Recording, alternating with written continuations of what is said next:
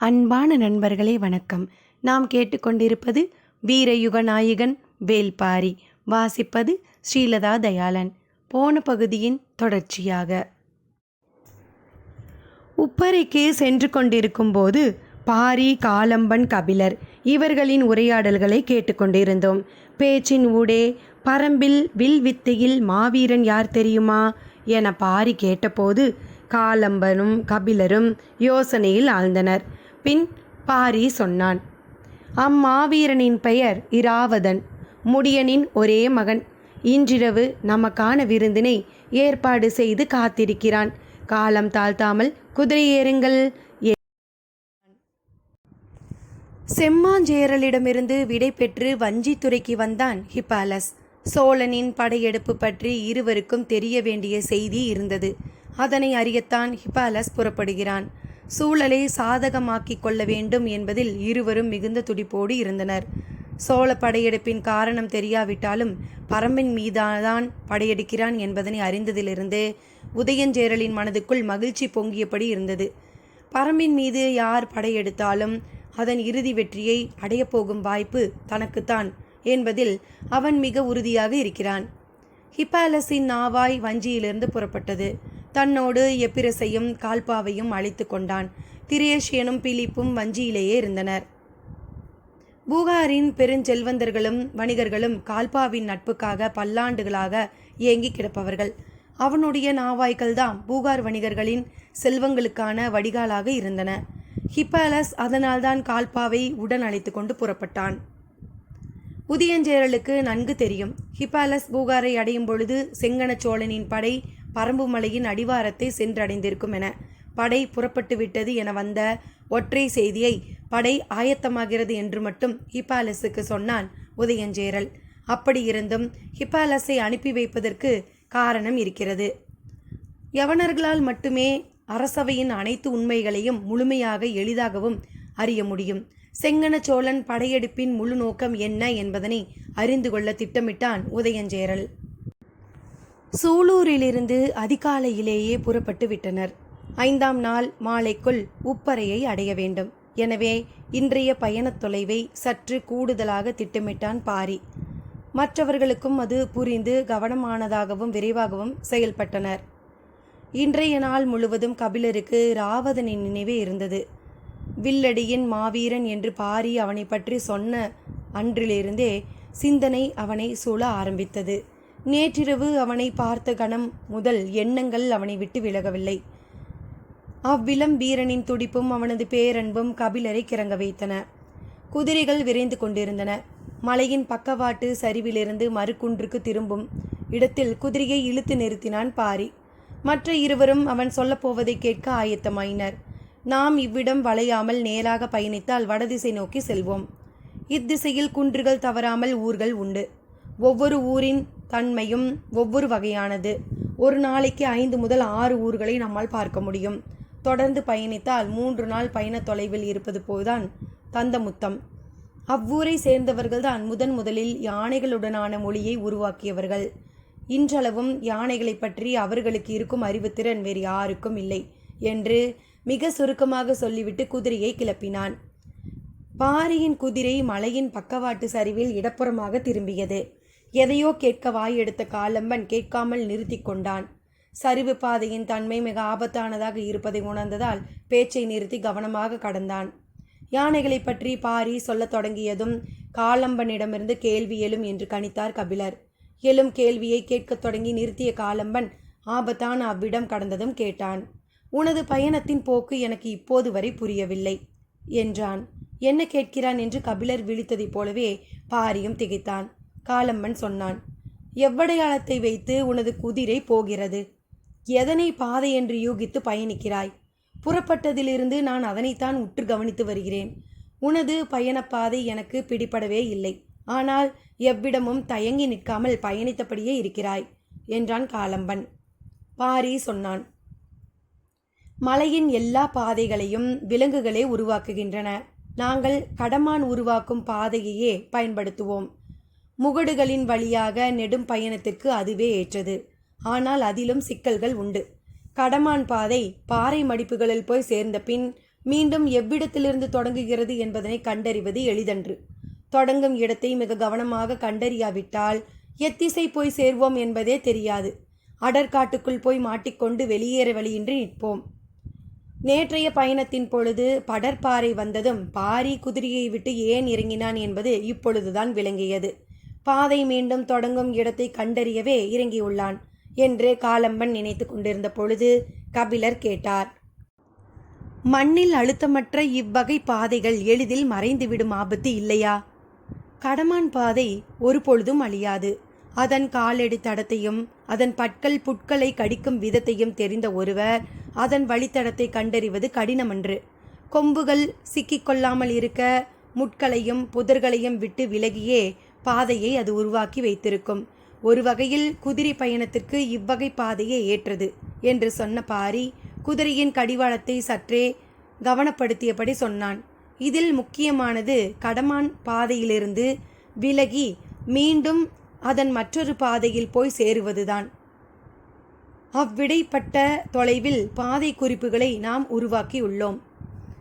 இவ்வளவு கடினமான அமைப்பு கொண்ட பாதையை எப்படி எல்லோராலும் நினைவில் கொள்ள முடியும் என கேட்டார் கபிலர். பரம்பின் அனைத்து திசைகளிலிருந்தும் இவ்வகை பாதைகள் எவ்வியூரை நோக்கி அமைந்திருக்கின்றன. அப்பாதையில் தொடர்ந்து காவல் வீரர்கள் குதிரைகளில் பயணித்தபடியேதான் இருக்கின்றனர். அது மட்டுமன்றி அத்திசையில் உள்ள ஊர் மக்களும் இவ்வகை பாதையை பற்றிய தெளிவு உண்டு. ஆனால் எவ்வியூரிலிருந்து செல்லும் அனைத்து பாதைகளையும் கண்டறிந்து அனைத்து திசைகளில் எல்லை வரை பயணிக்கக்கூடியவர்கள் மிக சிலரே. வாரிக்கையன், தேக்கன், கூழையன், முடியன் உள்ளிட்ட 7 பேரால் மட்டுமே அது முடியும் என்றான் பாரி. ஹிப்பாலஸ் புறப்பட்டு போன அன்றைய நாளே குடநாட்டு வேந்தனுக்கு ஓலை அனுப்பினான் உதயஞ்சேரல். ஓலை கண்டதும் குடநாட்டின் அமைச்சன் கோளூர் சாத்தனும் தளபதி எகல்மாடனும் வஞ்சியை நோக்கி புறப்பட்டனர். செப்பனிடப்பட்ட பாதை அமைப்பு இருந்ததால் விரைந்து வந்தனர். கோளூர் சாத்தனும் எகல்மாடனும் வந்த செய்தி உதயஞ்சேரலுக்கு தெரிவிக்கப்பட்டது. தன் தளபதி துடும்பனுடனும் அமைச்சன் நாகரையனுடனும் அவைக்குள் நுழைந்தான். உள்ளே குடநாட்டின் அமைச்சர் கோளூர் சாத்தனும் தளபதி எகல்மாடனும் காத்திருந்தனர். வழக்கமான மரியாதைகள் முடிந்தவுடன் உதயஞ்சேரல் சொன்னான். நாம் முன்பு திட்டமிட்டதைப் போல ஆளுக்கு ஒரு முனையிலிருந்து படை நடத்தி முன் செல்ல வேண்டும். சூழல் நமக்கு மிகவும் சாதகமாக மாறியுள்ளது. பாண்டியனின் பெரும்படையும் சோழப்படையும் பரம்பினை தாக்க முற்பட்டுள்ளன. அத்தாக்குதல் தொடங்கும் செய்திக்காக நாம் காத்திருப்போம். அவர்களின் தாக்குதலை எதிர்கொள்வது பாரிக்கு எளிதன்று. அவனது முழுமையான ஆற்றல் பரம்பின் கிழக்கு வடகிழக்கு முனைகளில் குவிக்கப்படும். அந்த நேரத்தில் நம் 2 படைகளும் ஒரே முனையில் பரம்புக்குள் நுழைவோம். நமது பெருந்தாக்குதலை எதிர்கொள்ளும் ஆற்றல் பாரியிடம் இருக்க வாய்ப்பே இல்லை. ஏனென்றால் அவனது படை வலிமை முழுவதும் அவ்விரு எதிரிகளை நோக்கி வெகு தொலைவுக்கு அப்பால் குவிக்கப்பட்டிருக்கும். அதன் பிறகு அவனால் வீரர்களை நம்மை நோக்கி எளிதில் நகர்த்தி வர முடியாது. எந்த பச்சைமலை தொடர் அவனுக்கு இதுநாள் வரை அரணாக இருந்ததோ அதே பச்சைமலை தொடர்தான் அவன் விரைந்து வந்து சேர முடியாத பெருந்தடையாக இருக்க போகிறது. கிழக்கிலும் வடகிழக்கிலும் இருக்கும் தொலைவோடு ஒப்பிட்டால் சரிபாதி தொலைவிற்கு நாம் உள்ளே போனாலே போதும். நடுமலையில் நிலை கொண்டு விடுவோம். அதன் பிறகு காடு நமக்கான அரணாக மாறும் என்றான். தாக்குதலின் திட்டத்தை உதயஞ்சேரல் விளக்கிய விதம் கேட்டுக்கொண்டிருந்தவர்களை உறைய வைத்தது. உதயஞ்சேரலின் மனதுக்குள் முழுமையான போர் தொடங்கியிருந்தது. உப்பறையை அடைந்து 2 நாட்களாகி விட்டன. ஆனாலும் கபிலர் இன்னும் வியப்பின் ஆழத்திற்குள்ளிருந்து மீளவில்லை. அவரால் எளிதில் நம்பக்கூடியதாக அது இல்லை. உப்பறை என்பது பச்சை மலை தொடரின் கருவறை என்றே சொல்லலாம். இங்கு பெரிய குளம் ஒன்று இருக்கிறது. எக்காலத்திலும் நீர் வற்றாத குளம் அது. இக்குளத்தின் நீர் உப்பேறி இருக்கும். இம்மண்ணிலும் உப்புத்தன்மை மிக அதிகமாக இருக்கும். குளம் நோக்கி இருவரையும் அழைத்து கொண்டு நடந்தான் பாரி. வடகோடியிலிருந்து தென்கோடி வரை நீண்டு கிடக்கும் இப்பச்சை மலை தொடர் முழுவதும் இருக்கும் விலங்குகள் ஆண்டு தவறாமல் இவ்விடத்திற்கு வந்து விடுகின்றன. இவ்வுப்பு நீரை அருந்துவது மட்டுமின்றி இம்மண்ணையும் தின்கின்றன. ஏன் என்பதற்கான காரணம் இன்று வரை புரியவில்லை. விலங்குகளின் நோய்க்கான மருந்தாக இம்மண் இருக்கிறதா, அல்லது ஈனும் காலத்தில் இம்மண்ணின் ஆற்றல் அதற்கு தேவைப்படுகிறதா என்று எதுவும் எங்களுக்கு தெரியவில்லை. ஆனால் பச்சை மலை தொடரில் இருக்கும் எல்லா விலங்குகளும் இக்குளத்திற்கு வராமல் இருக்காது. இக்குளம் பற்றிய அறிவு அவற்றின் குருதிக்குள்ளேயே இருக்கும் போல. தலைமுறை தலைமுறையாக அவை இவ்விடம் வந்து இத்தண்ணீரை குடித்து இம்மண்ணை தின்றுவிட்டு செல்கின்றன. குருதிக்குள் உறைந்திருக்கும் நினைவிலிருந்து மேலெழுந்து கொண்டிருந்தது பாரியின் சொல். அவன் மேலும் சொன்னான், ஒரு வகையில் விலங்குகளின் தாய் நிலம் இதுதான்.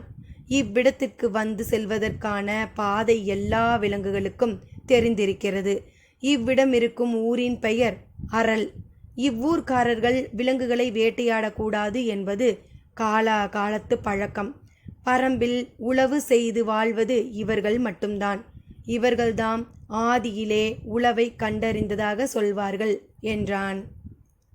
உழவும் வேளிர் குலம் கண்டறிந்ததுதானா என கேட்டார் கபிலர். இதற்கான விடையை நீங்கள்தான் சொல்ல வேண்டும். ஆனால் ஒன்று எனக்கு தெரியும். விலங்குகளின் தாய் நிலமான இந்த உப்பரை பரம்புக்குள் இருப்பதால்தான் 14 வேளிர் குலத்திலும் பரம்பின் வேளிர்கள் முக்கியத்துவம் கொண்டவர்களாக மாறினர். அதனால்தான் வேளிர் குல செல்வங்கள் அனைத்தும் பரம்பிலே கொண்டு வந்து பாதுகாக்கப்படுகின்றனவா? பரம்பு அனைத்தையும் பாதுகாக்கும். இக்காட்டின் செடி கொடிகளையும் உயிரினங்களையும் காக்கும் பொறுப்பை தான் மனிதர்களாகிய எமக்கு இயற்கை அளித்துள்ளது. சொல்லியபடி குளக்கரையில் மண்டியிட்டான் பாரி. என்ன செய்ய போகிறான் என தெரியாத திகைப்பில் கபிலரும் காலம்பனும் அவனை பார்த்திருக்க, நீரருந்தும் விலங்கினைப் போல குனிந்து முகத்தினை நீருக்கு அருகில் கொண்டு சென்றான். இக்காட்டின் எல்லா உயிர்களைப் போல இவ்வுப்பு நீர் குடித்தே எம் வேளிர் குலமும் உயிர் வாழ்கிறது. இந்நீரையும் நிலத்தையும் விலங்கினங்களையும் செடி கொடிகளையும் காத்தல் என்பது எமது உயிரினும் மேலானது என்று அவன் கூறிய சொற்கள் நீருள் புதைந்திருக்கும் ஆதி உப்பின் மீது படிந்து கொண்டிருந்தன. பார்த்து கொண்டிருந்த கபிலரும் காலம்பனும் குளத்து நீரில் வாய் வைத்து குடித்து கொண்டிருக்கிறான் பாரி என நினைத்தனர். முகமெங்கும் நீர் வழிய நிமிர்ந்தான் பாரி. கண் திறவாமல் வான் நோக்கி நாடியை உயர்த்தினான். அவனது தொண்டை குழிக்குள் இருந்து உப்பு நீரின் வழியே பீரிட்டு வெளிவந்தது ஓசை. கன நேரத்தில் காட்டை உலுக்கியது ஓசை. ஓசை வெளிப்பட்ட கணத்தில் கபிலரும் காலம்பனும் அஞ்சி அகன்றனர். எந்த வகையான ஓசை இது என்பது இருவருக்கும் பிடிபடவில்லை. விட்டு விட்டு தெரித்து கொண்டிருந்தது ஓசை. பாரி வேறொன்றாக மாறிக்கொண்டிருப்பது போல தெரிந்தது. திகைத்து போய் நின்ற பொழுது காலம்பன் கணித்தான். வேட்டையை தொடங்கும் கணத்தில் விலங்குகளின் உள் மூக்கிலிருந்து வெளிப்படும் உருமலோசை இது என்றான். அத்தியாயம் 69. உப்பரைக்கு சென்ற மூவரும் எவ்வியூர் வந்து சேர்ந்தனர். அவர்கள் வந்த பொழுது குலநாகினிகளை தவிர ஊரில் யாரும் இல்லை. எல்லோரும் நீலன் மயிலா மணவிழாவுக்காக வேட்டுவன் பாறைக்கு சென்று விட்டனர். ஒரு நாள் ஓய்வுக்கு பின் மூவரின் குதிரைகளும் எவ்வியூரிலிருந்து வேட்டுவன் பாறையை நோக்கி புறப்பட்டன. நீலன் மயிலா மணவிழா மகிழ்வு பயணத்தின் வேகத்தை கூட்டியபடியே இருந்தது. வேட்டுவன் பாறையில் ஆட்கள் நிரம்பி வழிந்தனர். மணவிழா உற்சாகம் களை கட்டி இருந்தது. எவ்வியூர் முழுமையாக வந்து சேர்ந்திருந்தது. பல ஊர்களிலிருந்தும் ஊர் பெரியவர்கள் வந்திருந்தனர். கல்லும் கனியுமாக மணவிருந்து தொடங்கிவிட்டது. மான் தசையை சுட்டு கருக்கும் வாசம் காடெங்கும் வீசிக்கொண்டிருந்தது. வெற்றிலைகள் வகை பிரித்து வரிசை வரிசையாக அடுக்கப்பட்டிருந்தன. புனுகு மணமும் நாகப்பூ மணமும் மணவிழாவுக்கே உரியன. புன்னை பூவும் பாதிரி பூவும் ஆலம்பனையின் ஓலை கொட்டானில் குவித்து கிடக்க வந்தவர்கள் எல்லாம் மனம் மயங்கி கனியுண்டு கல்லருந்தினர். மான் தசையை கடித்திழித்து உண்டுவிட்டு அதனை செமித்து முடிக்க வெற்றிலை தின்றனர். மலை மக்களின் மணவிழா என்பது எல்லையில்லாத இன்பத்தை உணரவும் உணர்த்தவுமான விழா. உணவின் வகைகளும் ஆட்டப்பாட்டத்தின் வகைகளும் சொல்லி மாளாது. மலை எங்கும் இருந்து சாரி சாரியாக ஆட்கள் வந்து கொண்டிருந்தனர். வெவ்வேறு வகையான இசைக்கருவிகளின் ஓசைகள் அவர்களுடன் வந்து கொண்டிருந்தன. இசைக்கப்படும் ஓசையை வைத்தே வருவது எந்த ஊர்க்காரர்கள் என பெரியவர்கள் சொன்னார்கள். சிறுவர்களின் கொண்டாட்டம் தனித்திருந்தது. காலம்பனின் மூத்த மகன் கொன்றன். அவன்தான் எவ்வியூர் சிறுவர்களின் கூட்டத்திற்கு தலைவனாக இருந்தான். அவன் எவ்வியூர் வந்த புதிதில் மற்ற சிறுவர்கள் அவனோடு பழக தயங்கினர். ஏனெனில் அவனது உருவ அமைப்பு அவனை சிறுவனென ஏற்றுக்கொள்ள முடியாத தன்மையை கொண்டிருந்தது. நாளடைவில் எல்லாம் சரியானது. விளையாட்டில் அவனை யாரும் வெல்ல முடியாதது மட்டுமல்ல, எவ்வியூர் சிறுவர்களுக்கு தெரியாத புது விளையாட்டுக்கள் நிறைய அவனுக்கு தெரிந்திருந்தன. காட்டெருமை விளையாட்டினை அவன்தான் எல்லோருக்கும் கற்றுக் கொடுத்தான். ஆட்ட பாட்டத்திலும் இணையற்றனவாக இருந்தான். எனவே எவ்வியூர் சிறுவர்கள் எந்நேரமும் அவனுடனேயே இருந்தனர். அளவன், முடிநாகன், குறுங்கட்டி, அவுதி, மடுவன், உளியன், வண்டன் ஆகிய எல்லோரும் இப்பொழுது சிறுவர்களாகவும் இல்லாமல் இளைஞர்களோடும் சேர முடியாமல் நடுவில் நின்று விழித்து கொண்டிருந்தனர். இளைஞர்கள் எல்லாம் தங்களின் இணையை பற்றி பேசி சிரித்து மகிழ்ந்து கொண்டிருந்தனர். அவர்கள் அருகிற்போனால் சிறுவர்களோடு விளையாடச் சொல்லி விரட்டி விடுகிறார்கள். சிறுவர்களிடம் போனால் அவர்கள் எல்லாம் கொற்றனின் தலைமையில் விளையாடி கொண்டிருக்கின்றனர். யாரும் இவர்களுடன் நின்று பேசக்கூட ஆயத்தமாக இல்லை. விளையாட்டுக்கள் அவ்வளவு மும்முரமாக போய்கொண்டிருந்தன. சங்கவை சிறுமிகளின் கூட்டத்தை கூட்டிக்கொண்டு தென்புற சரிவில் மூங்கிற்குச்சியில் நாற்பந்துகளை செருகி அடித்து விளையாடி கொண்டிருந்தாள். பெண்களும் பெரியவர்களும் மணவிழா வேலையில் மூழ்கி போய் இருந்தனர். யார் யார் எங்கு என்ன செய்து கொண்டிருக்கிறார்கள் என்பது யாருக்கும் தெரியவில்லை. பொழுது மங்கி இருள் கவிய தொடங்கியது. ஊரெங்கும் தீப்பந்தங்கள் ஏற்றப்பட்டன. மந்தையில் அமர்ந்திருந்த பெரியவர்கள் ஒவ்வொருவரிடமும் சிறு பிள்ளைகள் வந்து வெற்றிலை கொடுத்தனர். இருப்பதிலேயே மிக மூத்தவர் வாரிக்கையன்தான். ஆனால் அவருக்கு வெற்றிலை கொடுக்காமல் மற்றவர்களுக்காக பிள்ளைகள் கொடுத்து கொண்டிருந்தனர். கொடுத்து விடுபவர்கள் சொல்வதைத்தானே பிள்ளைகள் கேட்பர். காலையிலிருந்து இளைஞர்களை விரட்டி விரட்டி வேலை வாங்கியதால் தன் மீது கோபமாக இருக்கிறார்கள் என்று வாரிக்கையனுக்கு தோன்றியது. சரி, என்னதான் நடக்கிறது பார்ப்போம் என்று வாரிக்கையன் பொறுத்திருந்தார். எல்லோருக்கும் கொடுத்த பின் ஒரு சிறுமி வந்து வாரிக்கையனுக்கு கொடுத்தாள். சற்றே கோபத்தோடு அதனை வாங்கினார். ஆனால் மற்றவர்களுக்கு கொடுத்ததை விட 2 மடங்கு வெற்றிலை அதில் இருந்ததால் முகத்தில் மகிழ்ச்சி பரவியது. உடனடியாக வெற்றிலையை மெல்லத் தொடங்கினார்.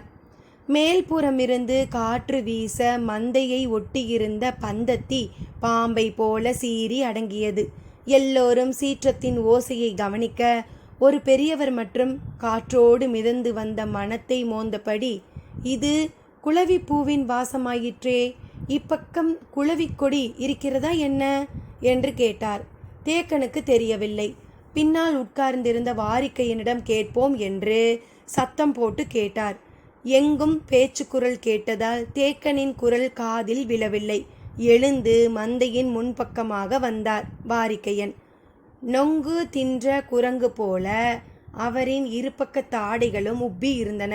உள்ளுக்குள் வெற்றிலையை அடைத்து வைத்திருந்தார். அருகில் வந்து நிற்கும் வாரிக்கையனிடம் குளவிப்பூ பற்றி மீண்டும் கேட்டார் தேக்கன். வெற்றிலையை பக்குவமாக அணைத்து கொடுத்து பேசக்கூடியவர் வாரிக்கையன் என்பது எல்லோருக்கும் தெரியும். அவரும் பக்குவமாய் நாவால் ஒதுக்கி பேசத் தொடங்கும் பொழுது திடீரென்று ஏதோ ஒன்று உச்சி மண்டைக்குள் கிர்ரென்று ஏறியது. என்னவென்று புரிந்து கொள்ளும் முன் பெரும் தும்பலாக வெடித்து வெளியில் வந்தது. யானையின் துதிக்கைக்குள்ளிருந்து சீறி பாய்வதைப் போல மந்தையிலிருந்த எல்லோரின் மீதும் வெற்றிலை எச்சில் தெரித்து சிதறியது. உட்கார்ந்திருப்பவர்கள் விழித்து கொள்வதற்குள் 1, 2, 3 என்று விடாமல் தும்மினார் வாரிக்கையன். கீழ்ப்புறமிருந்து எதிர்காற்று அடுத்தடுத்து வீசியது போல இருந்தது. பலத்த காற்றோடு சேர்ந்து நீரும் வந்ததால் மந்தையை ஒட்டியிருந்த தீப்பந்தம் முழுமுற்றாக அணைந்தது. மந்தையில் ஓராள் கூட மிச்சமில்லை. நடக்க முடியாத பெருசுகள் கூட தாவி குதித்து வெளியேறியதாக சொன்னார்கள். விடாது தும்மிய வாரிக்கையனை அவருக்கு உற்ற தோழர்கள் இருவர் பக்குவமாய் வெளியில் கூட்டி போனார்கள். மணவிழா கொண்டாட்டம் களை கட்டியது. கையில் துடைப்பத்தோடு மந்தைக்கு வந்த பெண்கள் வசவு சொல்லை வாரி இறைத்தபடி மந்தையை பெருக்கி தூய்மைப்படுத்தினர். மீசை முடியிலும் தலை முடியிலும் ஒட்டிய வெற்றிலை எச்சிலை எப்படி நீக்குவதென தெரியாமல் பெருசுகள் இங்கும் அங்குமாக அலைந்து கொண்டிருந்தனர். மணவிழாவுக்காக தொடர்ந்து 3 நாட்கள் விருந்து நடக்கும். விலங்கின் இறைச்சியை வெட்டி எடுக்கும் இடத்திலிருந்து துர்நாற்றம் வந்துவிடக்கூடாது என்பதற்காக குளவிப்பூவின் கொடிகளை கொண்டு வந்து அப்பக்கம் போட்டிருந்தனர். அந்த மனத்தை அறிந்துதான் குளவிப்பூ வாசம் எங்கே எப்படி என்று பெரியவர் கேட்டார். அதுதான் அவ்வளவுக்கும் காரணமானது. இப்பொழுது குளவிப்பூ கொடியை இருவர் கை நிறைய அள்ளி வந்து மந்தையில் போட்டனர். அப்படியும் துப்பிய நாற்றம் போகவில்லை. வாரிக்கையனை அழைத்து கொண்டு போன அவர் தோழர்கள் தனியே ஓரிடத்தில் அவரை உட்கார வைத்தனர். தும்பல் கொஞ்சம் கொஞ்சமாக நின்று அமைதி அடைந்தார். கண்ணிலும் மூக்கிலும் நீர் கொட்டி நின்றது.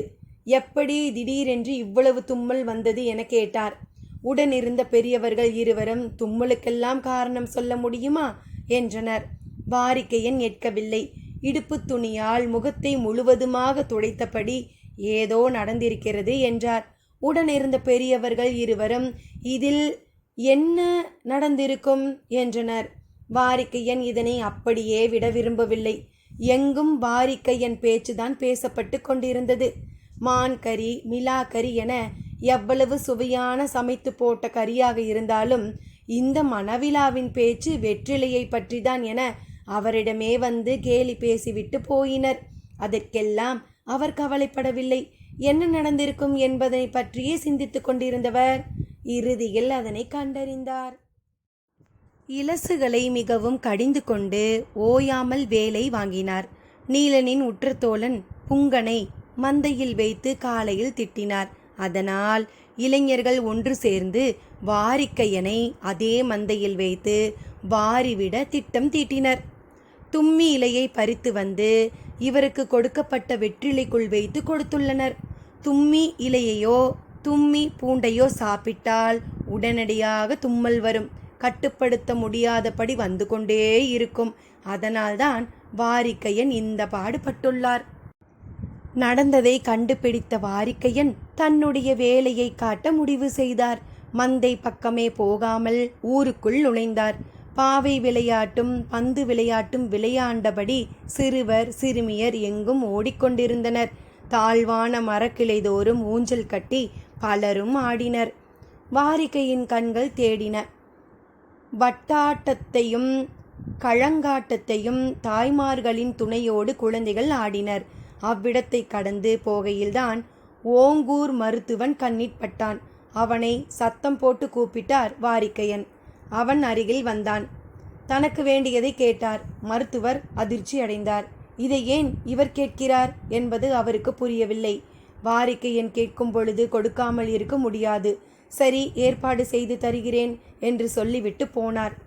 இனி மந்தை பக்கம் போவோம் என நடையை கட்டினார். மந்தை வெளி இரவு நடைபெறும் ஆட்டத்திற்கு ஆயத்தமாகி கொண்டிருந்தது. வந்துள்ளதில் மணமுடித்தவர்களும் மணமுடிக்காதவர்களும் தங்கள் இணையோடு சேர்ந்து ஆடும் குரவை கூத்துதான் மணவிழா நிகழ்வின் உச்சம். இந்த ஆட்டத்தில் பங்கெடுக்கவும் இந்த காதற் கொண்டாட்டத்தை காணவும் தான் எல்லோரும் ஆர்வமாக இருப்பர்.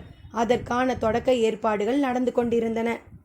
வாரிக்கையன் கூட்டத்தின் ஓரமாகவே நடந்து மந்தையை நோக்கி வந்து கொண்டிருந்தார். இசைக்கலைஞர்கள் இரவு ஆட்டத்திற்கு தங்களை ஆயத்தம் செய்து கொண்டிருந்தனர். பகலில் இசைத்தது முக்கியமல்ல, இரவில் இசைக்கப் போவதுதான் முக்கியம். ஏனென்றால் இது ஆணும் பெண்ணும் இரு கூறாக பிரிந்து தங்கள் இணையோடு ஆடும் போட்டியாட்டம். தழுவித் துள்ளும் காதலுக்கு இசையே அடிப்படையாக அமைய வேண்டும். நள்ளிரவு நெருங்க நெருங்க ஆட்டத்தின் வேகத்திற்கு இசைக்கலைஞன் ஈடு கொடுத்தாக வேண்டும். அதற்கான ஆயத்தத்தில் அவர்கள் தீவிரமாயினர். வாரிக்கையன் மந்தை முழுவதையும் சுற்றி பார்த்தார். கபிலர் மந்தையின் வடப்புறம் இருந்த மேட்டிலே உட்கார்ந்து பேசிக்கொண்டிருந்தார். என்ன நடக்கிறது என்பதை அவரால் கண்டறிய முடியாது. எனவே அவரால் ஆபத்து எதுவுமில்லை என்று முடிவு செய்த வாரிக்கையன் மந்தையின் முன்புற திண்ணையில் தேக்கன் உட்கார்ந்திருந்ததை பார்த்தார். தூக்கி வாரி போட்டது.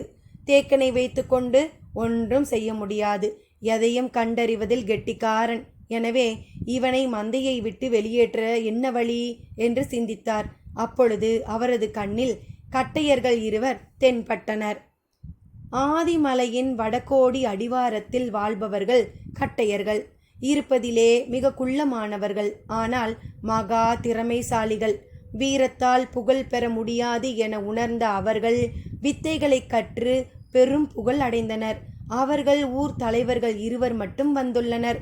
பார்த்ததும் வாரிக்கையன் அவர்களை தனியே அழைத்து, திகைப்பூச்சி இருக்கிறதா, எங்கிருந்தாவது பிடிக்க முடியுமா என கேட்டார். இருவரில் மூத்தவர் சொன்னார், இருட்டிவிட்டதே, இனி எங்கு போய் தேடுவது? இளையவன் சொன்னான், வருகிற பொழுது அருகிருந்த குளத்தில் அது கத்தும் ஓசையை கேட்டேன். தீப்பந்தத்தோடு இருவரை அனுப்புங்கள், பிடித்து வருகிறோம் என்றான். பந்தத்தோடு 2 இளைஞர்களை உடன் அனுப்பினார் வாரிக்கையன். வேட்டுவன் குன்றின் பின்புற சரிவில் சிறு குட்டை ஒன்று இருந்தது. கோடை காலமாதலால் நீர் மிக குறைவாகவே இருந்தது. அதை நோக்கித்தான் அவர்கள் நால்வரும் போனார்கள். திகைப்பூச்சி நண்டு வலைக்குள் தான் இருக்கும். சிறு சிலந்தியைப் போல சிறிய உடலமைப்பும் நீண்ட கால்களையும் கொண்டது. பார்த்தால் சட்டென தெரியாது. ஆனால் அது ஓசையை தெரித்து கொண்டே இருக்கும். தொலைவில் இருந்தும் கேட்கலாம். கட்டையர்கள் குட்டையின் அருகிற்போய் நின்றார்கள். திகைப்பூச்சியின் ஓசை வருகிறதா என உற்று கேட்டார்கள். ஓசையை அறிந்து அவ்விடம் போய் குத்த வைத்து உட்கார்ந்தனர். குறிப்பிட்ட நண்டு வலைக்குள்ளிருந்து அவ்வோசை வந்தது. பந்த வெளிச்சத்தை நன்றாக காண்பிக்கச் சொன்னார்கள். குளக்கரையோரம் சிறு நண்டு ஒன்று ஓடியது. அதனை பிடித்து முதுகோடு ஒரு நாட்கயிற்றை கட்டினர். பந்தமேந்தியவர்களுக்கு ஒன்றும் புரியவில்லை. இவர்கள் என்னதான் செய்கிறார்கள் என்று உற்று பார்த்து கொண்டிருந்தனர். பிடிப்பட்ட நண்டினை ஓசை வந்த வலையின் அருகே விட்டனர். அது சவுக்குள் குடுகுடுவென ஓடியது. சிறிது நேரத்தில் நாட்கயிறை மேலே இழுத்தனர். 2-3 திகைப்பூச்சிகளை கவ்விய கால்களோடு நீண்டு மேலே வந்தது. அதனை பக்குவமாய் எடுத்து இடுப்பிலே இருந்த பை துணிக்குள் போட்டு முடிச்சிட்டு கொண்டனர். நேரமாகிக் கொண்டிருந்தது. கட்டையர்களை இன்னும் காணவில்லை என்ற பதற்றத்தில் இருந்தார் வாரிக்கையன். ஓங்கூர் மருத்துவன் அவர் கேட்டதை கொண்டு வந்து விட்டான். பெரும் மகிழ்ச்சி. உடனிருந்த 2 பெரியவர்களையும் அழைத்து அடுத்து செய்ய வேண்டிய வேலையை சொல்லி முடித்தார். கட்டையர்கள் இன்னும் வந்து சேரவில்லை. சற்றே பதற்றத்தோடு மந்தையில் போய் தேக்கனுக்கு அருகில் உட்கார்ந்த வாரிக்கையன் மந்தவெளி முழுக்க ஆட்டத்தை காண பெருவட்டத்தில் மக்கள் உட்கார்ந்திருந்தனர். புங்கனின் தலைமையில் இளைஞன் கூட்டமாய் களத்தை நோக்கி வந்தனர். இணையர்கள் எல்லாம் களத்திற்கு வர தொடங்கினர். ஆட்டம் நள்ளிரவு வரை நடக்கும். நேரமாக ஆகத்தான் வேகம் கூடும். ஆண் சுற்றில் வேகம் கூடுதலாக இருக்கும். பெண் சுற்றில் குலைவு கூடுதலாக இருக்கும்.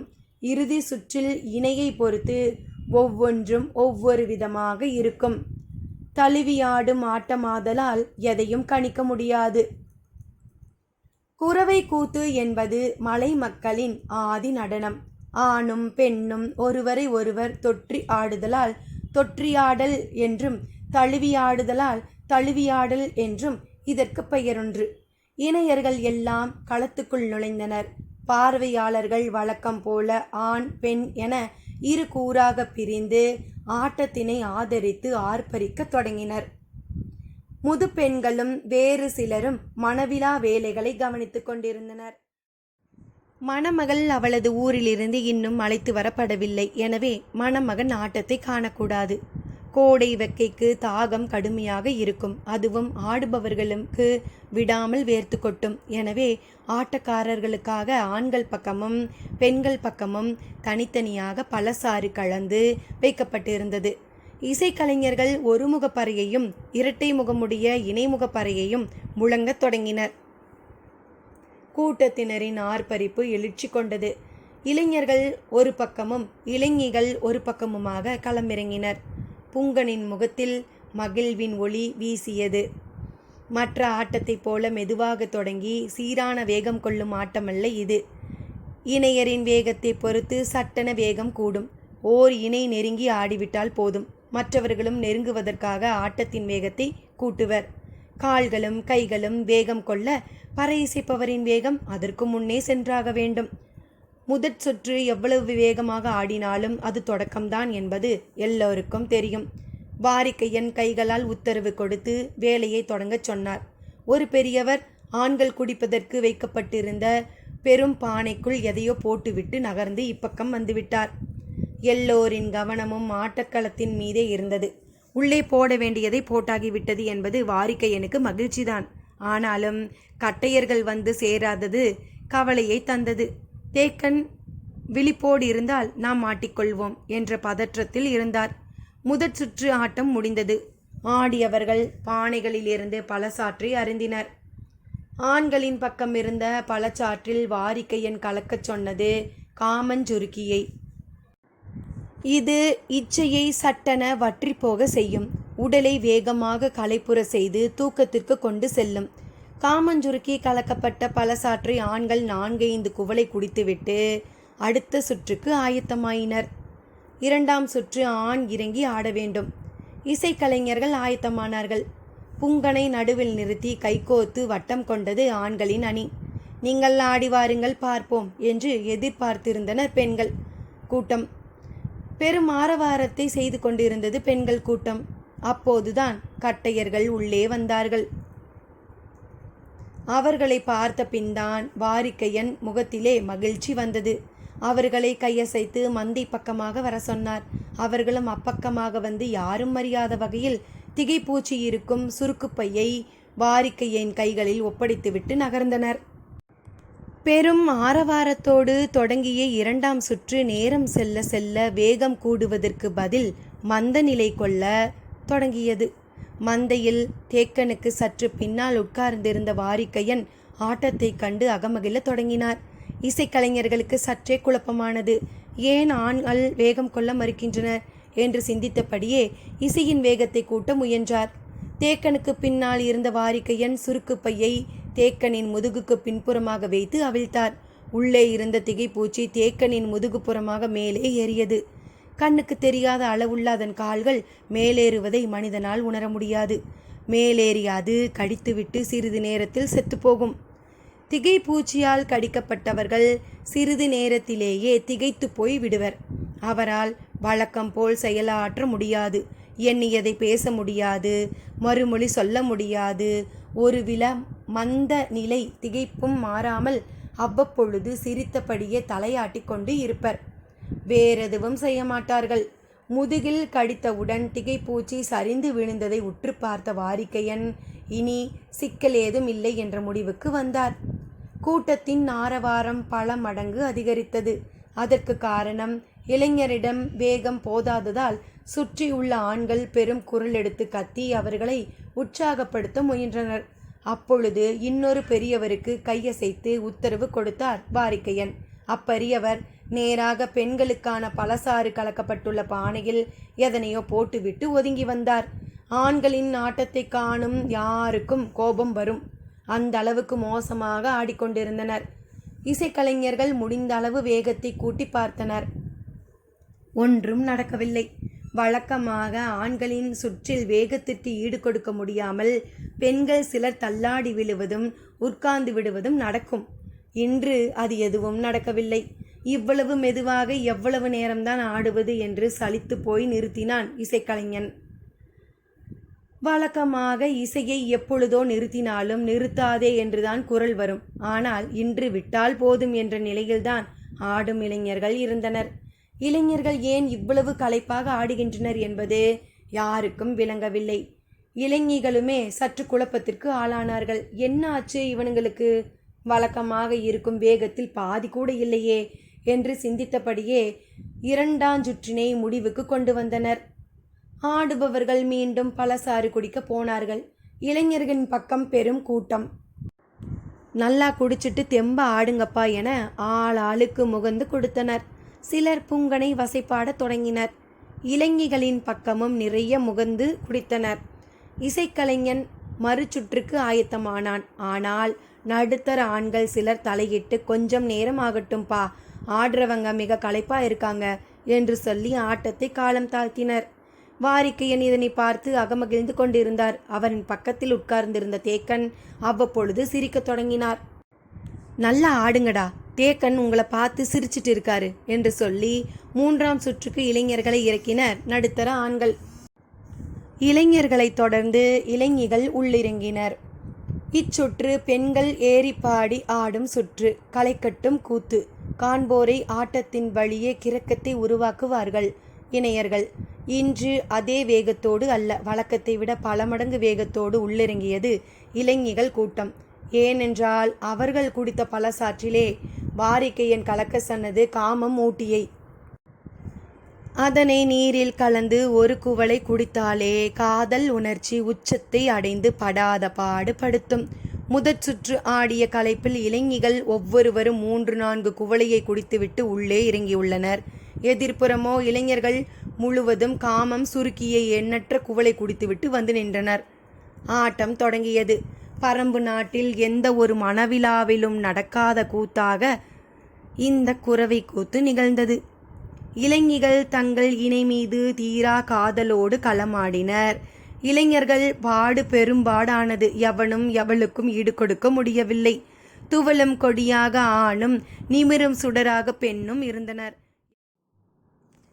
என்னடா ஆச்சு உனக்கு என்று ஒவ்வொருத்தியும் தங்கள் இணையின் காதிலே கடிந்து கேட்டனர். என்ன கேட்டும் எதுவும் நடக்கவில்லை. இசைஞன் அடுத்தடுத்து வேகத்தை கூட்டிக் கொண்டிருந்தான். கைகோத்து நடுவிரல் பற்றி அணிவிரல் சேர்த்து ஆட வேண்டிய ஆட்டத்தை ஆட எவனுக்கும் தெம்பில்லை. ஆனால் எவளும் வேகத்தை குறித்து கொள்ள முடியவில்லை. காதலையும் காமத்தையும் உயிர் கொள்ளும் உச்சத்திற்கு கொண்டு செல்லும் தெய்வ மகளாம் அணங்கு இறங்கி ஆடும் கடைசி கட்டம் தொடங்கியது. ஆண்களில் எவனாலும் களத்தில் நின்றாட முடியவில்லை. புங்கன்தான் முதலில் சரிந்தான். பெண்களின் ஆர்ப்பரிப்பு விண்ணை தொட்டது. பார்த்து கொண்டிருந்த ஆண்கள் தலை கவிழ்ந்தனர். மந்தையில் உட்கார்ந்து விண்ணதிர சிரித்து கொண்டிருந்தார் வாரிக்கையன். தேக்கனோ அவ்வப்பொழுது சிரித்து கொண்டிருந்தார். ஆட்டத்தின் இறுதிக்கட்டம் வந்த பொழுது ஈடு கொடுக்க முடியாத தம் இணையை தோளிலே தூக்கி ஆடினர் பெண்கள். இது மயிலாவின் மணவிழா, அப்படித்தான் இருக்கும், தூக்கி சுத்துங்கடி இவனுகள என்று பார்த்திருந்த பெண்கள் கத்த, சுற்றிய சுற்றில் சுருண்டு வதங்கினர் இளைஞர்கள். ஆட்டம் முடிந்ததும் விருந்து தொடங்கியது. எல்லோருக்கும் உணவு பரிமாறப்பட்டு கொண்டிருந்த பொழுது தொலைவில் இருளில் குதிரைகள் வந்து நின்றன. விருந்து ஏற்பாட்டில் இருந்த வேட்டூர் பழையன் குதிரையின் குளம்படி கேட்டு திரும்பினார். வந்திறங்கிய குதிரை வீரர்களை நோக்கி இருளுக்குள் நடந்து போனார் வேட்டூர் பழையன். அவர்கள் கீழ்த்திசை எல்லை காவலர்கள். வேட்டூர் பழையனை வணங்கிவிட்டு சொன்னார்கள், நெடுங்குன்றின் அடிவாரம் பாண்டிய நாட்டு வீரர்கள் படை தங்குவதற்கான பாடி வீட்டினை அமைத்து கொண்டிருக்கின்றனர் என்றனர். அத்தியாயம் 70. பொழுது விடிந்தது. ஆட்டத்தின் களைப்பை உதிர்த்தபடி ஊர் எழுந்தது. பாண்டியர்கள் படை வீடமைக்கும் செய்தியை சொன்ன வீரர்களை வேட்டூர் பழையன் தனியே அழைத்து கொண்டு போய்விட்டார். நீலனின் கண்ணில் பட்டால் அவன் உடனே புறப்பட்டு செல்ல முற்படுவான். கீழ்த்திசை காவல் அவன் பொறுப்பு. என்ன சொல்லியும் அவனை தடுத்து நிறுத்த முடியாது. எனவே பாரி வந்து சேரும் வரை காவல் வீரர்களை நீலனின் கண்ணில் படாமல் பழையன் பார்த்து கொண்டார். பொழுதாகி கொண்டிருந்தது. ஆண்கள் எல்லாம் ஆடிய இளைஞர்களை மிச்சம் வைக்காமல் திட்டி தீர்த்து கொண்டிருந்தனர். இளைஞர்களுக்கு என்ன நடந்தது என்பது புரியவில்லை.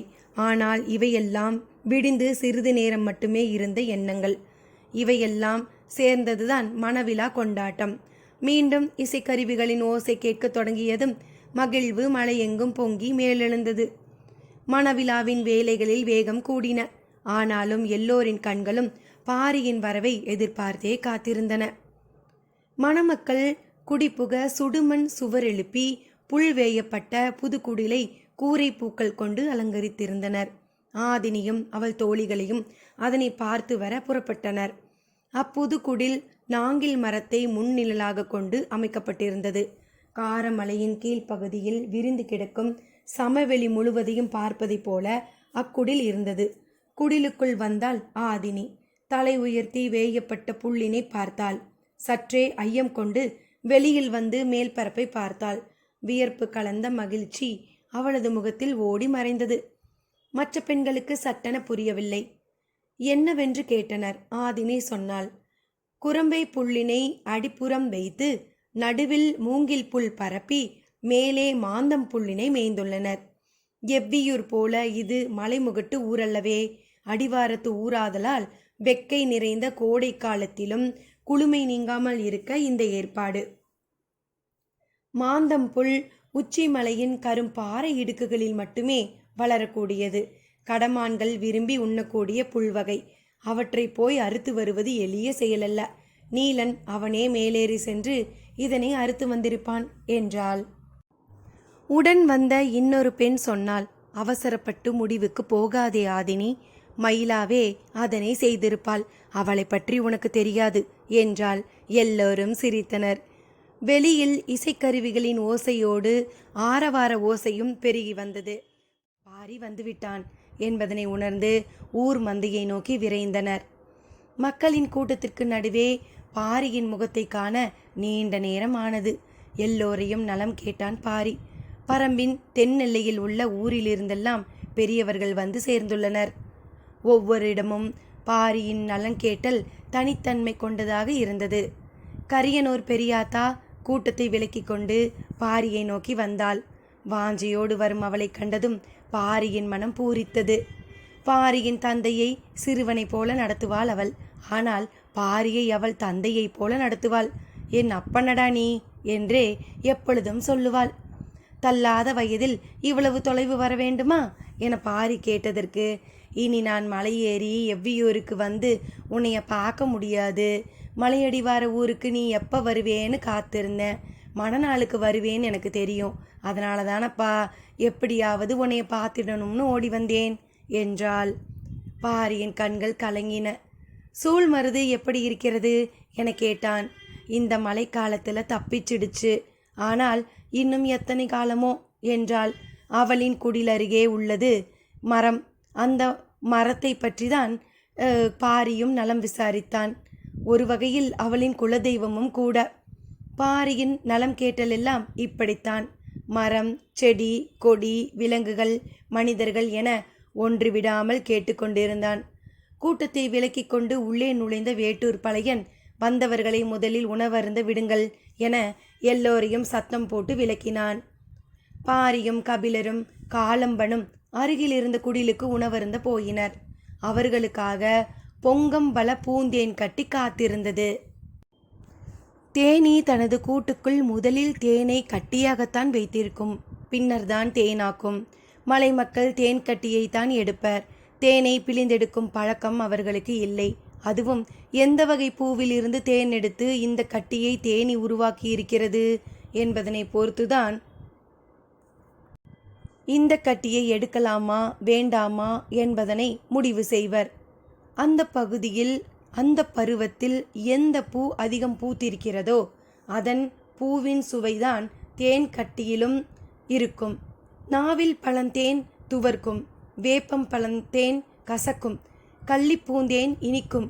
கோட்டை பூந்தேனையும் அத்திப்பழ பூந்தேனையும் சுவை பிரித்து அறிவது மிக கடினம். இதில் மிக சிறந்த சுவை கொண்டது, எவ்வளவு சாப்பிட்டாலும் இன்னும் இன்னும் என்று கேட்டுக்கொண்டே இருக்க சொல்வது பொங்கம் பல பூந்தேன். அந்த தேன்கட்டியை எடுத்து வந்து அடுக்கு வாழை இலையில் வைத்து கொடுத்தனர். கட்டி சாறு கணக்கின்றி உள்ளிறங்கியது. உணவு முடிந்ததும் வேட்டூர் பழையன் பாரியிடம் கூறினான், எல்லாவற்றையும் தேக்கனிடம் சொல்லியுள்ளேன். பகற்பொழுதினிலே நீ போய் நேரில் பார்த்துவிட்டு வந்துவிடு. சரி என்ன சொல்லிய பாரி தேக்கனையும் முடியனையும் உடனழைத்து கொண்டு புறப்பட்டான். கபிலர் கொற்றவை கூத்தில் பார்த்த பலரை அதன் பின் இப்பொழுதுதான் பார்க்கிறார். எனவே அவர் இங்கேயே இருந்து கொண்டார். காலம்பனை பல ஊர்க்காரர்கள் இன்னும் பார்க்கவே இல்லை. ஆனால் பரம்பு முழுவதும் அவனின் வீரக்கதை தெரியும். எல்லோரும் அவனை காண விருப்பப்படுவர். எனவே அவனையும் இருக்க வைத்து கொண்டார் வேட்டூர் பழையன். ஈங்கையன் பாரியை பார்க்க வேண்டுமென விருப்பத்தோடு இருந்தான். ஆனால் பாரி பொழுதுக்குள் போய் திரும்ப வேண்டியிருந்ததால் வந்த பின் பார்த்து கொள்ளலாம் என்று கூறிவிட்டார் பழையன். பாரியுடன் மற்ற இருவரும் புறப்படும் முன் பழையன் சொன்னான், பொழுது சாய்வதற்குள் மணப்பெண்ணை அவளது ஊரிலிருந்து அழைத்து வந்து விடுவார்கள். அதற்குள் நீங்கள் வந்துவிட்டால் மயிலாவிடமிருந்து தப்பித்தீர்கள். இல்லையென்றால் அவ்வளவுதான். என்று எச்சரித்து அனுப்பினார் வேட்டூர் பழையன். பாரி, தேக்கன், முடியன் மூவரும் குதிரையில் புறப்பட்டனர். உடன் கீழ்த்திசை எல்லை காவல் வீரர்கள் இருவரும் சென்றனர். எதிர்பார்த்திருந்த செய்தியைத்தான் பழையன் சொன்னார். ஆனாலும் அவர் சொல்லும் இரு இடங்களும் ஒன்றுக்கொன்று தொடர்பில்லாமல் இருந்தன. குதிரைகள் காரமலையின் சரிவு பாதையில் தென்புறம் நோக்கி விரைந்து கொண்டிருந்தன. இரண்டாம் குன்றினை தாண்டிய பொழுது பாரிக்கு மயிலாவின் நினைவு வந்தது. அக்குன்றின் அடிவாரத்தில்தான் அவளது ஊர். மயிலாவின் ஊரான செம்மனூரிலிருந்து மணமகளின் தாய்மாமன் அவளை தனது தோளிலே தூக்கி வருவான். வேட்டூவன் பாறையில் எல்லையில் நின்று மணமகன் அவளை தனது தோளில் மாற்றி தூக்கி செல்வான். அவ்வாறு தூக்கி செல்லும் நிகழ்வுதான் மிகுந்த உற்சாகமும் கொண்டாட்டமும் நிறைந்தது. கேலி பேச்சுகளும் குறிப்பு விளையாட்டுகளுமாக ஊரே களை கட்டியிருக்கும். சற்று அமைதியான பெண் கூட மணமகனின் தோளிலே அமர்ந்து வரும்பொழுது இல்லாத குறும்பெல்லாம் செய்வாள். மயிலாவை பற்றி சொல்லவே வேண்டியதில்லை. அவள் செய்யப்போகும் குறும்புத்தனங்களை காண பாரிக்கும் விருப்பமாகத்தான் இருந்தது. ஆனால் சூழல் வேறு விதமாக அமைந்துவிட்டது. குதிரைகள் விரைந்து கொண்டிருந்தன. உச்சி பொழுதுக்கு வெள்ளடி குன்றின் அடிவாரத்திற்கு வந்தனர். அவர்களின் எண்ண ஓட்டத்துக்கு ஈடு கொடுத்து வந்து சேர்ந்தன குதிரைகள். குன்றினை விட்டு மிகவும் தள்ளி படைகள் தங்குவதற்கான தாவாரங்கள் அடிக்கப்பட்டு கொண்டிருந்தன. படை வீரர்கள் இங்கும் அங்குமாக புதர்களை அகற்றி கொண்டிருந்தனர். குதிரைகள் ஆங்காங்கு கட்டப்பெற்றிருந்தன. கொடி எதுவும் பறக்கவில்லை. ஆனால் பாசறையின் முன்பக்கத்தில் பாண்டிய பேரரசின் இணை கயல் சின்னம் பொறிக்கப்பட்டிருந்தது. படை வீரர்களின் உடைகளும் தாவாரத்தின் தன்மையும் பார்த்தவுடனே தெரிந்து கொள்ள கூடியவையாகத்தான் இருந்தன. குன்றின் மீது நின்றபடி மூவரும் பார்த்து கொண்டிருந்தனர். இது வெங்கல் நாட்டின் பகுதியாயிற்றே. பரம்புக்கு எதிராக செயல்பட மாட்டோம் என்று வாக்களித்த குலமல்லவா அவருடையது என்று முடியன் சொன்னபோது தேக்கன் குறுக்கிட்டார். வைப்பூரில் நடந்த மோதலில் அவர் மகனின் தலையை நம்மவர்கள் சீவி எறிந்து விட்டதாகவும் அதன் பொருட்டு மயூர் கிளார் வஞ்சினம் உரைத்துள்ளதாகவும் வேட்டூர் பழையன் சொன்னார். இங்கிருக்கும் இவன் எதற்கு வைப்பூர் துறைமுகத்திற்கு போனான் என கேட்டான் பாரி. தெரியவில்லை. இளவரசரின் திருமண ஏற்பாட்டிற்கு போனவன் அப்படியே துறைமுகம் வரை போயிருப்பான் என்றார் பழையன். நடைபெற்று கொண்டிருக்கும் வேலைகளை கூர்ந்து பார்த்து கொண்டிருந்தான் பாரி. சற்று நேரத்திற்கு பின் புறப்பட்டனர். செம்மனூர்காரர்கள் வேட்டுவன் பாறையின் எல்லையை நெருங்கிக் கொண்டிருந்தனர். அவர்களை வரவேற்று மணப்பெண்ணை தூக்கிக் கொள்ள மணமகன் வீட்டார் ஆயத்தமாக இருந்தனர். நீலன் மாவீரன்தான். ஆனால் மயிலாவை தூக்கியபடி கீழே இறங்காமல் ஊர் மந்திக்கு கொண்டு வந்து சேர்க்க வேண்டும். அவள் செய்ய போகும் குறும்புத்தனங்களை இவன் எப்படி சமாளித்து தூக்கி வரப்போகிறான் என்பதனை காண எல்லோரும் ஆவலாக இருந்தனர். செம்மனூர்காரர்கள் எழுப்பும் பெரும் பறையின் ஓசை காட்டையே உலுக்கியது. ஓசை கேட்டு ஆடாத காலில்லை. தாய் மாமனின் தோளில் ஆடாமல் அசையாமல் அப்படியே உட்கார்ந்து வந்தாள் மயிலா. எதிர்கொண்டு வாங்க வேட்டுவன் பாறையின் எல்லையில் தொண்டகப்பறை முழங்க மணமகனின் ஊரார் காத்திருந்தனர். வந்தாள் மணப்பெண். தாய்மாமனின் தோளிலிருந்து தனது தோளுக்கு மாற்ற நீலன் அருகில் சென்றான். அவளும் இடம் மாறி உட்கார வசதியாக அவனுக்கு கை கொடுத்தாள். பறை முழக்கம் பேரிசையாய் எழுந்தது. சுற்றத்தார்கள் பூக்கள் சொரிய அளவற்ற ஆரவாரத்திற்கு நடுவே நீலனின் இடது தோளுக்கு மாறினாள் மயிலா. உரிமையோடு காதலியை தோளிலே தூக்கிச் செல்லும் ஆணுக்கு இருக்கும் ஒரு மிடுக்கு நடையை கண்டு மகிழ்ந்தது கூட்டம். நீலனின் திரள் கொண்ட தோளில் வசதியாக உட்கார்ந்து அவனது இரு கைகளையும் பற்றி இருந்தாள் மயிலா. என்ன செய்ய போகிறாளோ என எல்லோரும் ஆவலோடு அவளை பார்த்தபடியே வந்து கொண்டிருந்தனர். உண்ணி நழுவும் அவளை இறங்க விடாமல் எப்படி சமாளிக்கிறான் பார்ப்போம் என்று எதிர்பார்ப்போடு கூட்டம் கூச்சலிட்டு கொண்டு வந்தது. தொண்டகப்பறையும் பெரும்பறையும் ஒன்றாக இசைக்க கூட்டத்தில் பாதிக்கு மேல் ஆட்டத்தில் இருந்தது. நீலனின் இடப்புற தோளிலே உட்கார்ந்த மயிலா அதன் பின் அமைதியாக வந்தாள். நீலன் சிரமம் ஏதுமின்றி தூக்கி வந்தான். பாதி தொலைவுக்கு மேல் கடந்து விட்டனர். இரு ஊராருக்கும் வியர்ப்பு ஏறிக்கொண்டே இருந்தது. சாதாரண காலத்தில் இயல்பாயிருக்கும் பெண் மணமகனின் தோளில் உட்கார்ந்ததும் பெரும் குறும்பு செய்வதும் எந்நேரமும் குறும்புக்காரியாக இருப்பவள் மணமகனின் தோளிலே உட்கார்ந்ததும் அமைதியாக இருக்குவதும் இயற்கைதான் அப்பா என்று பேசிக்கொண்டே நடந்தனர் சிலர். மலைப்பாதையை மறித்தபடி கிளை பரப்பியிருக்கும் மாமரத்தினூடே நுழைந்து போயிருந்தது கூட்டம். பறையோசையில் மாமரத்தில் இருந்த பறவைகள் ஒளி எழுப்பியபடி கலைந்து பறந்தன. கலையும் பறவைகளின் படப்படப்புக்கும் ஓசைக்கும் ஏற்ப ஆட்டத்தின் வேகமும் கூடின. தாளத்துக்கு ஏற்ப பலரும் ஆடிக்கொண்டிருந்தனர். திடீரென மொத்த கூட்டமும் பேரோசையை வெளிப்படுத்தி ஆரவாரத்தால் அலைமோதியது. முன்னால் ஆடிக்கொண்டிருந்தவர்களுக்கு என்ன நடந்தது என்றே தெரியவில்லை. மணமக்களை நோக்கி வேகமாக ஓடி வந்தனர். சற்றே தாழ்ந்திருந்த மரக்கொம்பை எவ்வி பிடித்து சட்டென மேலேறி கொண்டாள் மயிலா. நீலன் திகைத்து போய் அப்படியே நின்றான். கூட்டத்தின் ஆரவார ஓசை காதை கிழித்தது. நீலன் மரத்துக்கு மேலே ஏறி அங்கிருந்து தோளிலே தூக்கியபடி கீழிறங்க முடியாது. மயிலாவாக மனம் மாறி கீழிறங்கி அவனது தோளுக்கு வந்தால்தான் உண்டு. கூட்டத்தின் கொண்டாட்டம் இருமடங்கானது. மயிலா யாரென காட்டிவிட்டாள் என செம்மனூர்காரர்கள் உற்சாகத்தில் திளைத்தனர்.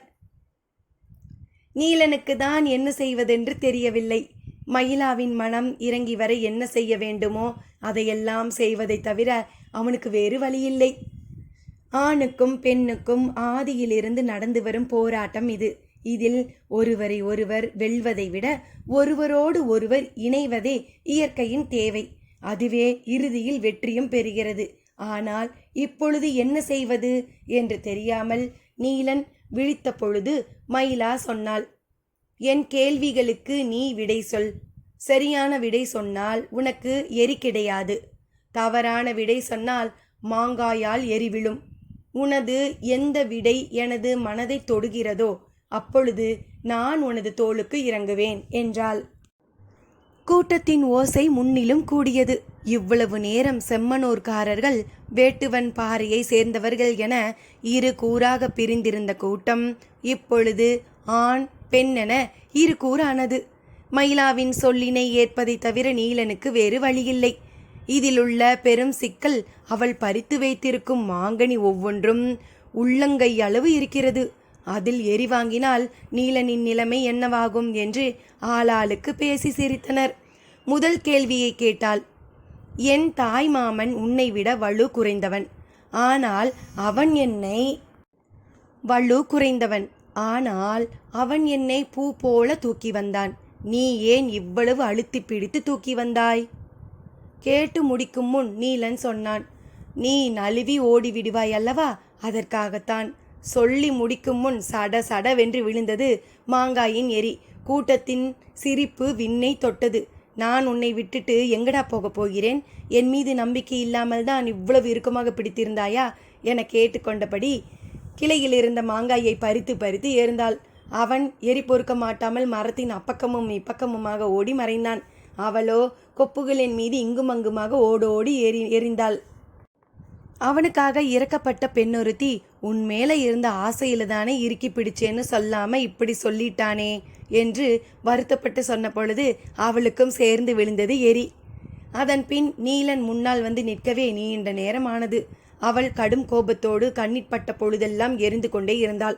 அவன் ஓடோடி மறைந்து கொண்டு இருந்தான். பொழுதாகி கொண்டிருக்கிறது என்று மயிலாவை சமாதானப்படுத்தி நீலனை அழைத்து வந்து அவளின் முன்னால் நிறுத்தியது கூட்டம். அடுத்து என்ன கேட்கப் போகிறாளோ என்று பதைப்பதைப்போடு இருந்தான் நீலன். அவளோ சற்று கோபத்தோடு கேட்டாள், குழந்தை பிறந்தவுடன் எந்த மார்பில் முதலில் பால் கொடுக்க வேண்டும்? பெண் குழந்தை என்றால் இடது மார்பிலும், ஆண் குழந்தை என்றால் வலது மார்பிலும் என்று நினைவுக்கு வந்தவுடன் குழப்பமும் சேர்ந்து வந்தது.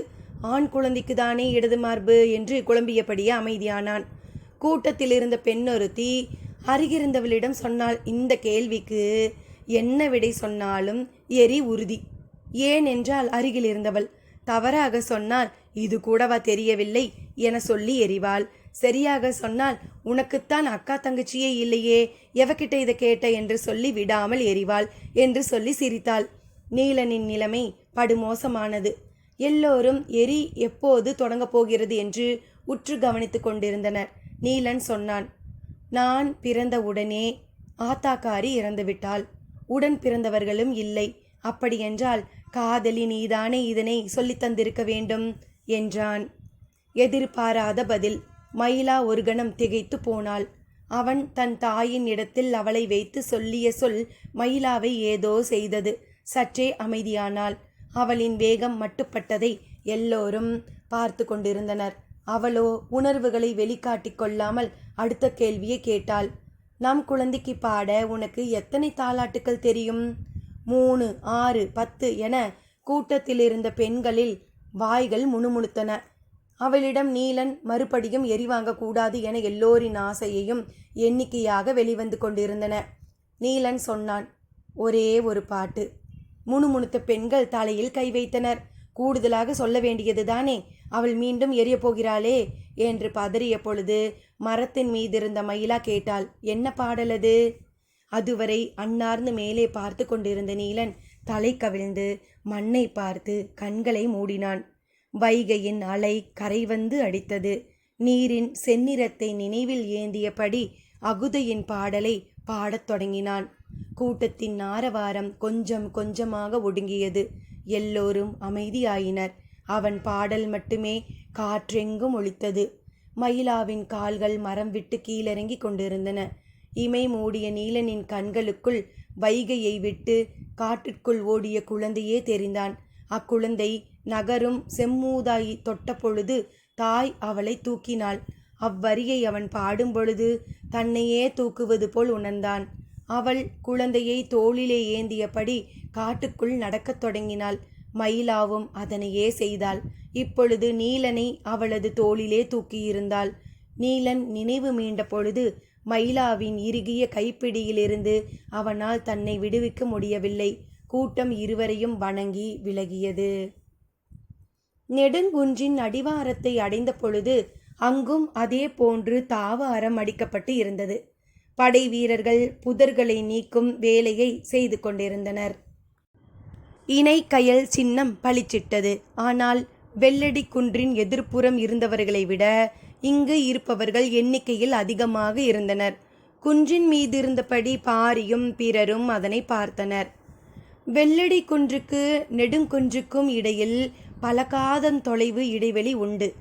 ஏன் இவ்விரு இடங்களில் படைகளை நிறுத்த எண்ணுகிறான் என்று கேட்டான் முடியன். என்ன நடக்கிறது என்பதனை உற்று கவனித்து கொண்டிருந்த பாரி சொன்னான், இவ்விரு இடங்களில் படைகளை நிறுத்தவில்லை. இவ்விரண்டு எல்லைக்கும் இடையில் முழுவதுமாக படையை நிறுத்தப் போகிறான் என்றான். சற்றே திகைத்த முடியன், இத்தனை காத தொலைவா? ஆம், இத்தனை காத தொலைவிற்கு நிறுத்தும் அளவிற்கு படை பலம் இருப்பதால்தான் அவன் துணிந்து வருகிறான் என்றான் பாரி. சிறிது நேரம் மூவரிடம் எந்த பேச்சும் இல்லை. சற்றே பின்புறம் திரும்பி மலை உச்சியை பார்த்தான் பாரி. சித்தேரி முகட்டிலிருந்து இரு கூறாக பிளந்து சரிந்திருந்தது மலையடிவாரம். அவன் சொல்லப்போவது என்னவென்று தேக்கன் கணித்தான். மீண்டும் சமதளத்தை பார்த்தபடி பாரி சொன்னான், இவ்வடிவாரத்தில் எத்தனை பெரும் படையை கொண்டு வந்து நிறுத்தினால்தான் என்ன என்று சொல்லிய பொழுதே அவனது முகத்தில் ஓடிய சிரிப்பு கன நேரத்துக்குள் இருவரின் முகத்திலும் பரவியது. பாரி வேட்டுவன் பாறைக்கு திரும்பும் பொழுது பந்த வெளிச்சத்தில் மலை முழுவதும் ஒளி வீசி கொண்டிருந்தது. எங்கும் மனித தலைகள் தெரிந்தன. மணவிழாவுக்கு வந்து சேர வேண்டிய எல்லோரும் வந்துவிட்டனர். பாரியும் தேக்கனும் முடியனும் ஊருக்குள் நுழையும் பொழுது பொழுதடைந்து விட்டதால் மயிலா கோபித்து கொள்வாளோ என தோன்றியது. ஆனால் பெண்ணை அழைத்து கொண்டு வரவே பொழுது சாய்ந்து விட்டது என்றனர். காரணம் கேட்ட பொழுது மாமரத்தில் ஏறிக்கொண்ட மயிலாவின் கதையை சொன்னார்கள். மகிழ்ந்து சிரித்தான் பாரி. வந்த மூவரும் உணவருந்தினர். இசையின் பெருமுழக்கம் மீண்டும் தொடங்கியது. புது மகிழ்வில் ஊர் திளைத்தது. பாரிக்காகவே காத்திருந்த பெரியவர்கள் அடுத்த கட்ட வேலையை தொடங்கினர். நீலனையும் மயிலாவையும் இரு திசைகளிலிருந்து ஆட்டப்பாட்டத்தினூடே அழைத்து வந்தனர். மந்தையின் நடுவில் இருக்கும் செங்கடம்பு மரத்தின் அடிவாரத்தில் வந்து சேர்ந்தனர். இப்படி ஊரே நீலன் மயிலாவின் திருமணத்தை காண மகிழ்ச்சியோடு இருக்கும் பொழுது ஆதினி மட்டும் கண்களில் கண்ணீர் வழிய யாரையோ தேடிக்கொண்டிருந்தாள். மேலும் என்ன நடந்தது என்று தெரிந்து கொள்ள சிறிது காத்திருப்போம். நன்றி நண்பர்களே.